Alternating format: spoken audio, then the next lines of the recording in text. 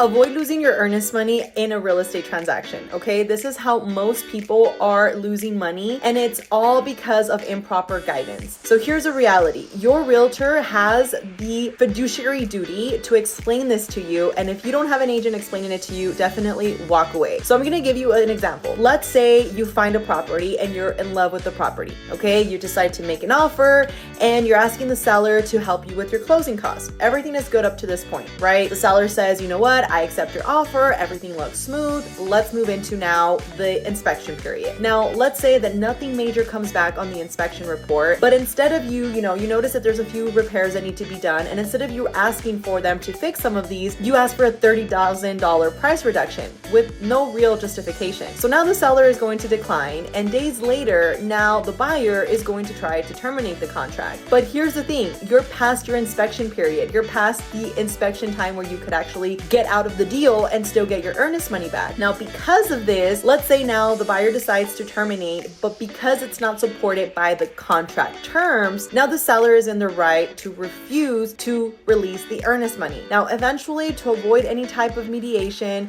they end up agreeing to a 50-50, but legally, the seller has a strong case to keep all of it. And if they wanted to go to mediation, that is what would happen. And here's a takeaway, okay? Real estate contracts are legally binding. They're deadlines, they're not suggestions, and buyers can't just make big demands without solid grounds. As an agent or a buyer, you must know your timelines and communicate clearly and act in good faith. And this is why it is so important to make sure you know who you're hiring, because one decision could affect the entire transaction. And if you like content like this, check out my link in my bio. I have a ton of free resources. I also have a YouTube channel where I teach you how to make sure that you ask the right questions before actually hiring a realtor. But even if you don't do that, just be very careful, because again, there's a lot of agents that unfortunately don't take the time to explain this to you, and they are just in it for the money, but not everybody is like that. So just look out